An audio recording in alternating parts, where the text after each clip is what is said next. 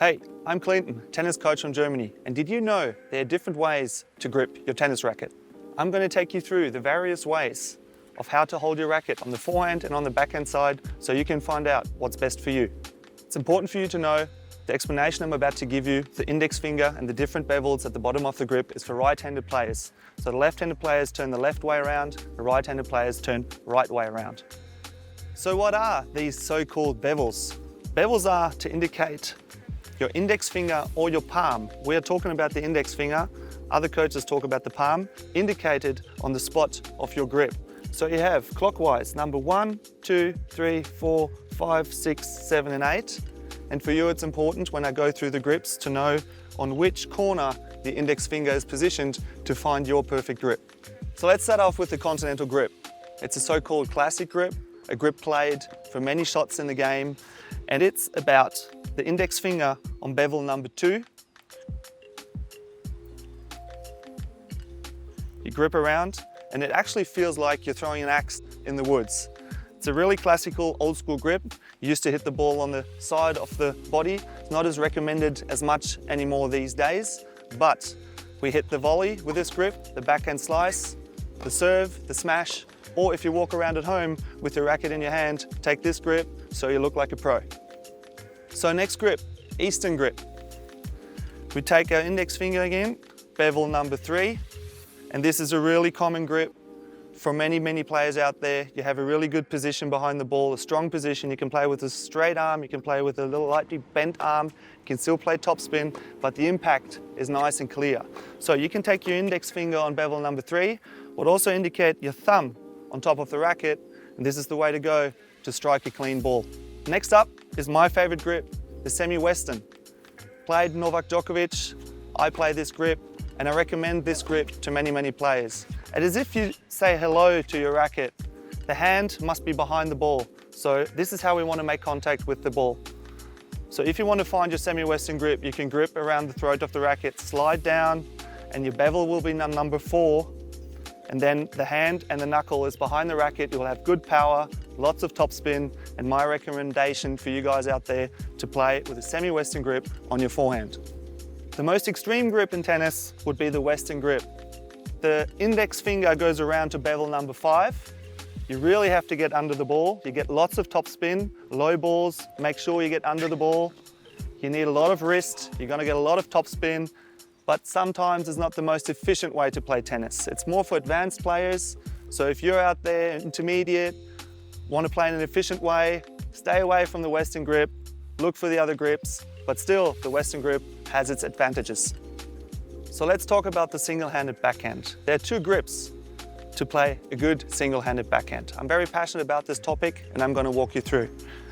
Index finger on bevel number 1 for the Eastern one-handed backhand grip is a solemn backhand grip where you can hit every shot in the book. Get the fist towards forwards, index finger on the top. And this grip is going to help you for a clean impact through the ball. The second single-handed backhand grip is a semi-western where you turn the racket a little bit more around. The index finger is going to be on bevel number 8. And you have to be careful with this one that the racket face doesn't close too much, that you get underneath the ball. It's recommended for more advanced players or for shoulder height balls. Depending on your grip and the angle of the racket, you have to be really careful how to strike the ball clean on impact. There's one more addition to your backhand grips, the backhand slice. So we're going to get our index finger on bevel number 2, have a firm wrist, use your chopper grip and slice through the ball from high to low. So let's go through the double-handed backhand. The bottom hand grips the racket as a continental grip, index finger on bevel number 2, and the top hand grips like a left-handed forehand on bevel number 6. This is a great, powerful grip for your two-handed backhand. There are some additions in the grip. The lower hand can be slightly turned in each direction for you to have a little bit more comfort, as well as the top hand can be turned towards bevel number 1 for you to have a bit more sensation in your double-handed backhand. So the best grip for your serve would be the continental grip. Most players grab the serve with a forehand grip. Try to get this continental grip going, it's going to help you. If you need more spin on your kick serve, turn towards the Eastern grip to to get a little bit more pronation on your serve. And again, you're going to serve some aces. So how should a kid grab a racket?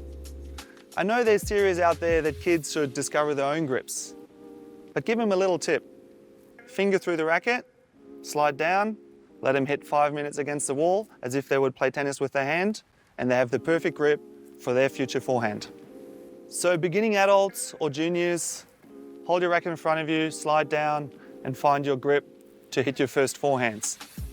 As soon as you advance, you can change your grip a little bit towards semi-western to maybe get a little bit more topspin, but you're good to go. Secondly, to find a really easy forehand grip, lay your racket on the bottom of the floor, grab from the top. This is your forehand grip to have a great impact in front of your body. So how tight should you grip your racket? Not as tight as you think, not as tight that your fingers go white. Just make sure that you hold your racket firm on impact.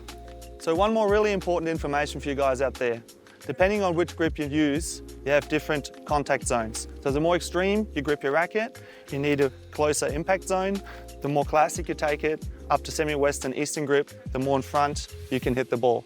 So grips dictate your contact zones. So let's recap. Get out there into your ready position, find your forehand grip, change to your backhand grip. I'd recommend you the semi-western or eastern grip, the hand is behind the ball, Continental grip for your slice, for your volley, for your serve, for your smash. Try around with different grips, go out there and enjoy your game.